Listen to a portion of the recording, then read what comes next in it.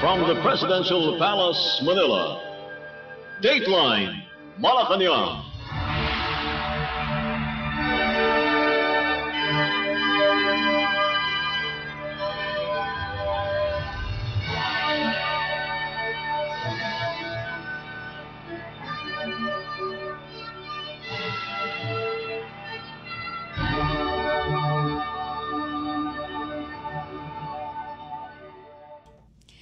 Good day, this is Dateline Malacañang and here are the news. On the top story, as the Philippines marks the 126th anniversary of the Proclamation of Independence, Philippine President Ferdinand R. Marcos Jr. on Wednesday said the true spirit of freedom can be seen in every Filipino's fight against daily challenges and oppression. In his message for the Independence Day commemoration, President Marcos lauded the admirable characteristics of every freedom-loving Filipino exemplified by the country's farmers, fisher folks, teachers, and soldiers. President Marcos led a nationwide commemoration in a flag raising and wreath-laying ceremony at the Rizal Park Monument in Manila. Simultaneous flag raising and wreath-laying ceremonies also took place at the Dambanang Emilio Aguinaldo in Cavite, Barasoin Church, historical landmark in Malolos City, Bulacan, Pinaglabanan Memorial Shrine in San Juan City, Mausoleo de los Veteranos de la Revolucion in Manila North Cemetery, Andres Bonifacio National Monument in Caloocan City, and Museo ng Kasaysayang Panlipunan ng Pilipinas in Angeles City, Pampanga. He is one with the Filipinos in commemorating the proclamation of the Philippine independence, the president said. He then commended the strong sense of nationalism of Filipinos and their resolve to be united in protecting the freedom passed on by our ancestors. He also urged Filipinos to be dedicated to aspiring for a bagong Pilipinas, new Philippines, where they can have a brighter future. Bearing the theme, Kalayaan, Kinabukasan, Kasaysayan, this year's event embraces the new Bagong Pilipinas tradition of commemorating the country's freedom. Various fun activities and entertaining events are being held at the Quirino Grandstand, celebrating Filipino heritage and patriotism. Dateline Malacañang. Philippine President Ferdinand R. Marcos Jr. in his meeting with visiting New Zealand Deputy Prime Minister and Minister of Foreign Affairs Winston Peters said small countries should band together and mount a united front to effectively deal with geopolitical challenges. During Luzon's visit, the Philippines and New Zealand have taken steps toward deeper economic and defense cooperation. Among the key agreements tackled was a possible signing of a Status of Visiting Forces Agreement or SOVFA. Aside from the United States, the Philippines also has a SOVFA with Australia and is currently developing a similar defense pact with Japan known as the Reciprocal Axis Agreement. These types of military partnerships allow Filipino and foreign soldiers to train in each other's territory as well as improve and share military equipment and assets. Peters is in Manila for an official visit this week to enhance bilateral relations and explore new avenues for partnerships in trade and investment, renewable energy, and combating climate change. President Marcos expressed elation over Peters' visit, which he deemed crucial to further enhance bilateral ties between the two countries. For his part, Peters thanked the president for the warm welcome, telling him that after Prime Minister Luzon's visit to Manila, they had some very productive talks. Dateline Malacañang. Philippine President Ferdinand R. Marcos Jr. has reappointed Monica Louise Nikki Prieto Teodoro, wife of Defense Secretary Gilbert Teodoro Jr., as Special Envoy to the United Nations Children's Fund or UNICEF. Mrs. Teodoro's appointment as special envoy of the president to UNICEF was announced by the Philippine Presidential Communications Office or PCO in a social media post on Tuesday night. A child rights advocate and a former Tarlac Congresswoman, Mrs. Teodoro was first appointed to the post in August last year. She held the same position under the Duterte administration from 2017 to 2018. UNICEF is the world's leading humanitarian agency for children, aimed at protecting the rights of children, especially the vulnerable and disadvantaged. The PCO also announced the appointment of Giovanni Palek as non-resident ambassador to North Macedonia, in addition to being ambassador extraordinary and plenipotentiary to the Hellenic Republic with concurrent jurisdiction over the Republic of Cyprus. Noel Eugene Eusebio Servion was appointed as Ambassador Extraordinary and Plenipotentiary to Romania, Honey Fritz Abangandiel and Galo Macasinag as Fire Chief Superintendent. Also in the list of latest presidential appointees were members of the Subic Bay Metropolitan Authority Board of Directors, with Raul Marcelo representing business and investment sector, and Kenneth Limuel Rementilla, Honorio Alado III, and Maria Cecilia Bitare representing the private sector. Dateline Malacañang. Philippine President Ferdinand R. Marcos Jr. has appointed Mike Planas as chair of the Philippine Postal Corporation or PhilPost. In a news release on Tuesday, the PhilPost said the former multi-term Quezon City Councilor is committed to revitalize and upgrade the postal service and to lead in its journey towards digital transformation. Under his leadership, PhilPost is envisioned to expand to other business lines such as e-commerce, warehouse facilities, and logistics to better meet the evolving demands of the Filipino public.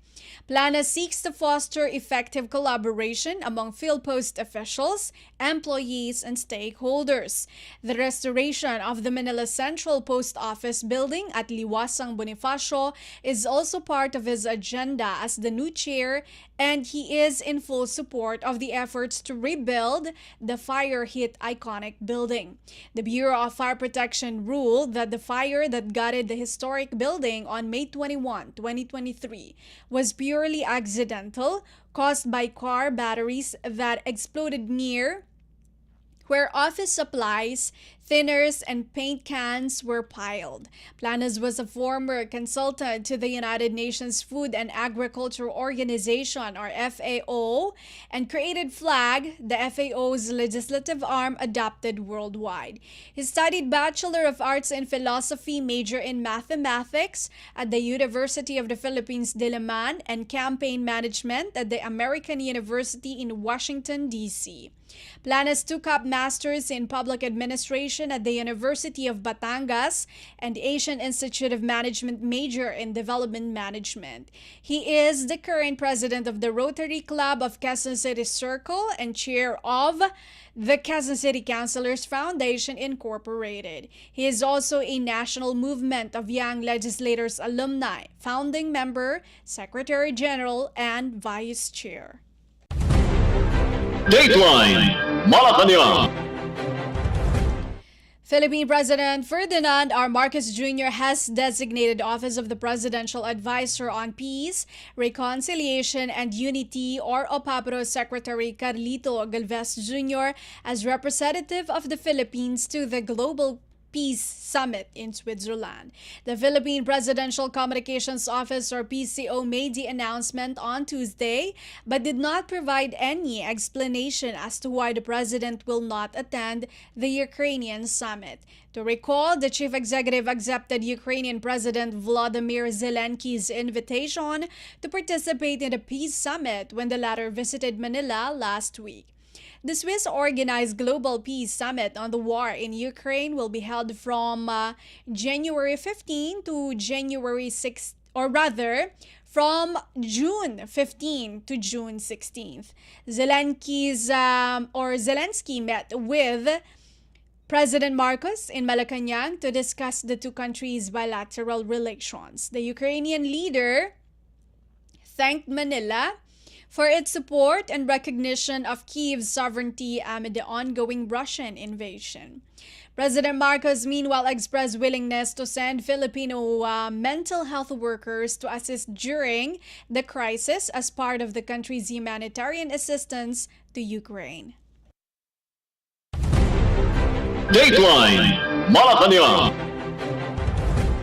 The Philippines Department of Budget and Management, or DBM, announced the status of the study on the possible salary adjustment for government workers. In a statement, the DBM said a compensation and benefit study on the possible salary adjustment for government workers is ongoing and is targeted to be finalized before the end of June 2024. Spearheaded by the DBM and the Governance Commission for Government-Owned or Controlled Corporations, or GCG, the compensation and benefit study will explore various aspects of the current compensation system, including salaries, benefits, and allowances, to identify areas for improvement. The Budget Department said the results of the study will likewise serve as the basis for making necessary changes in the total compensation framework of civilian government personnel to ensure fair and timely salary adjustment for government workers. Once finalized, the study will be presented to both the DBM and GCG. The agency noted that the DBM assures its readiness to support the implementation of the salary adjustment once approved to ensure a competitive and equitable compensation package for civil servants. The DBM assured that the agency will find a way to fund its implementation, subject to excess revenue to be collected by the national government. Dateline Malacañang.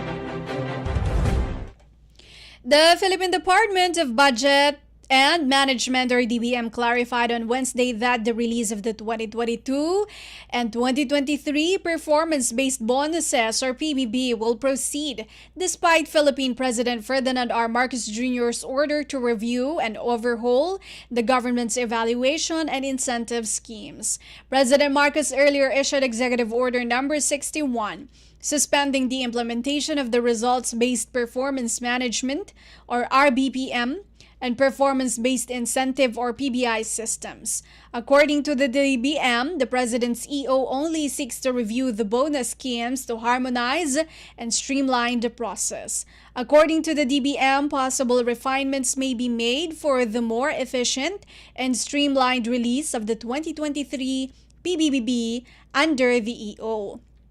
The issuance of the 2024 Productivity Enhancement Incentive, or PEI, will also proceed as the DBM has already released to government agencies the budget allocation for the annual bonus.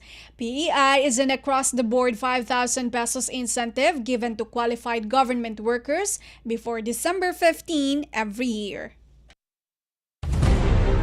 Dateline Malacañang.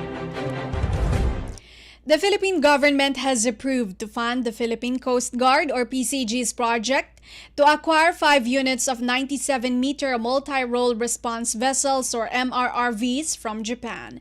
The funding for Phase 3 of the PCG's Maritime Safety Capability Improvement Project was signed by Department of Finance, or DOF, Secretary Ralph Recto and Japan International Cooperation Agency, or JICA, Chief Representative Takema Sakamoto. Total cost of the project costs 24.57 billion pesos, which includes the design, construction, and delivery of 5 units of MRRVs. The agreement includes a 5-year integrated logistics support, or ILS, to ensure the sustainability and operation readiness of the MRRVs. Secretary Recto said the acquisition will not only help strengthen the country's national security, but also complement broader infrastructure modernization program to spur rapid inclusive growth. JICA has already provided a PCG-12 maritime vessels from the first and second phases of the project, as well as other assets and capacity building. The DOF Secretary emphasized that the MRRVs will help the PCG protect maritime sovereignty and defend the rights of Filipino fisherfolks. The finance chief added that the acquisition will also enhance the PCG's ability to prevent piracy, protect the environment, counter smuggling, and for search and rescue missions. Recto thanked the Japanese government for being a reliable ally in strengthening its maritime security, as well as for its solidarity and relentless support for the Filipino people. Dateline Malacañang. In other news, the Philippine Department of Agriculture, Bureau of Soils and Water Management BSWM on Tuesday highlighted newly developed tools to advance sustainable farming in the country. During an interview at the Usapang Agrikultura Radyo Pilipinas program, BSWM Director Gina Nilo said these innovative development tools for local farmers include Fertrite, or Fertilizer Recommendation Mobile Application, Water Test Kits, and Cropping Pattern and Cropping Calendar tool. Fertrite is a mobile application that may be utilized for the automatic generation of crop and site-specific fertilizer recommendations for all varieties of crops. On-site water test kits, meanwhile, are considered one of a kind since it can provide a quick water analysis with salinity and alkalinity level indicators. Nilo said it is crucial to identify the quality of water used in irrigation to ensure healthy and sustainable production. On the other hand, the cropping pattern and cropping calendar is a clock-like information tool indicating the probability of rainfall and typhoons in specific locations using a 30-year average rainfall record. Nilo said the BSWM is currently training agricultural extension workers on how to utilize these new development tools to assist local farmers and boost production. Dateline Malacañang. The Philippine Land Transportation, Franchising and Regulatory Board, or LTFRB, on Tuesday reminded transport operators and drivers that they cannot force a passenger to get out of a vehicle due to body size or physical appearance. In a statement, the LTFRB said body shaming and discrimination of passengers is against the agency's policies. The LTFRB issued a statement after a female passenger was forced off a jeepney by the driver due to her physical size in Parañaque City. The passenger, who filed a police report against the driver for unjust vexation, also reached out to the LTFRB on Monday and was assisted by the agency's legal department. Dateline Malacañang. The Philippine Department of Foreign Affairs, or DFA, announced Tuesday Hungarian Minister of Foreign Affairs and Trade Peter Szijjártó will visit the Philippines on June 13. Szijjártó, together with Foreign Affairs Secretary Enrique Manalo, will lead the 8th Philippines-Hungary political consultations. He will also meet with Secretaries Alfredo Pascual of Trade and Hans Leo Kakdak of Migrant Workers. The bilateral meeting follows the 2022 Philippines-Hungary political consultations in Budapest, during which the two states reviewed the status of pending agreements on financial cooperation and transport. In past consultations, the two states also looked into ways to further utilize the existing agreements on agriculture and science and technology, with focus on sustainable agriculture and information technology. Both sides at the time also looked into a possible bilateral labor agreement to govern the labor cooperation between the two countries. The visit highlights the ongoing celebrations of the 50th anniversary of the diplomatic relations between the Philippines and Hungary. To date, Hungary remains a key partner of the Philippines in education. water technology, agriculture, culture, and sports. The visit is part of the Hungarian top diplomat's official tour of Southeast Asia and marks his third trip to the Philippines in his current role. He previously visited in 2017, meeting Manalo, who was then acting Foreign Affairs Secretary, and in 2020, engaging with then Secretary Teodoro Locsin Jr. Dateline Malacañang. The Japanese government has approved the 5.5 million US dollars or 323.19 pesos in grant to improve the access to birth registration of Sama Bahaus and other marginalized Sama Bajaus and other marginalized populations in the Bangsamoro region.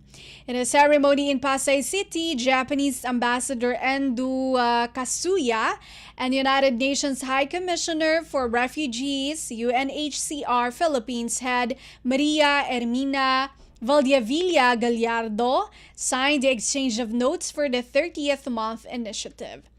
The funding will cover 30,000 direct beneficiaries and 100,000 indirect beneficiaries from 2024 to 2027 and an estimated additional 800,000 beneficiaries in the next 10 years. The project targets the itinerant seafaring Sama Bajau people, unregistered children in the context of displacement due to armed conflict in the Bangsamoro Autonomous Region in Muslim Mindanao or BARM, and decommissioned combatants and their families in line with the normalization process of the Philippine government. This Japanese grant will expand UNHCR's original birth registration initiative through the BARM Ministry of Social Services and Development or MSSD, which has so far helped over 5,000 people since 2019.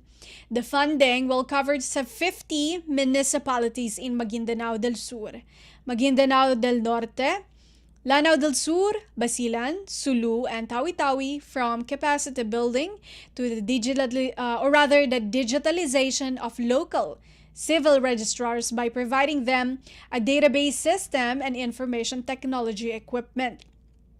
Each of the target municipalities will register at least 600 individuals, totaling 10,000 Sama Bajaus, 10,000 unregistered children, and 10,000 decommissioned combatants and their families. Ambassador Endo is optimistic this program will strengthen linkages between local government units and these marginalized sectors. As the BARM prepares for the 2025 polls, Endo is hopeful this continued collaboration in the region would cultivate an environment conducive for prosperity and self-growth. The UNHCR reported that there is still a significant disparity in birth registration rate in BARM at 77%. All provinces in the region, it added, are at the bottom 10 of the lowest proportion of registered births in the country. Office of the Presidential Advisor on Peace, Reconciliation and Unity, or OPAPRU, Senior Undersecretary Isidro Purisima, for his part, thanked Japan and the UNHCR for being active partners of the Philippine government in ensuring peace, stability, and development in the region. He said this project aligns with the objectives of the normalization track under the Comprehensive Agreement on the Bangsamoro. Also in attendance were BARM Minister of Social Services and Development Raisa Heredura Hajuri, UN Resident Coordinator in the Philippines Gustavo Gonzalez, UN Children's Fund UNICEF Philippines Representative Oyun Dendave Norov, and officials from the Department of Foreign Affairs, Department of Justice, and Philippine Statistics Authority. Dateline Malacañang. And finally, for Dateline Malacañang, Filipino conjoined twin sisters Ayesha and Akiza Yusof were successfully separated through a surgery facilitated by the Saudi Arabian government. The procedure was performed by pediatric surgeon Dr. Abdullah Al-Rabia last June 6 at the King Abdullah Specialist Children's Hospital through the King Salman Humanitarian Aid and Relief Center, or KS Relief. In a release dated June 11, the Philippine Department of Foreign Affairs, or DFA, acknowledged Saudi Arabia's humanitarian program, which also separated Filipino conjoined twins Anne and May in 2004. Saudi Arabia's King Salman bin Abdulaziz Al Saud earlier issued a royal decree giving his approval to operate on Akiza and Ayesha. Ayesha and Akiza arrived in Riyadh on May 5 and subsequently underwent a comprehensive assessment before their scheduled surgery. All service and procedures, as well as the transportation, accommodation, and hospitality for their relatives during the treatment period were funded by the Saudi Arabian government. The Saudi Conjoined Twin Separation Program has been facilitating the successful separation of over 130 children from 25 different countries since 1990. In a previous statement, the Saudi Arabia Embassy in Manila said the procedure highlights the medical capabilities of the kingdom as a pioneer in the field of separating conjoined twins. This gesture comes within the framework of what the embassy describes as distinguished bilateral relations between the Philippines and Saudi Arabia, or the two countries, across all fields. Dateline Malacañang. And that is all for today's Dateline Malacañang for Radyo Pilipinas World Service. This has been Bea Gaza. From the Presidential Palace, Manila, Dateline Malacañang.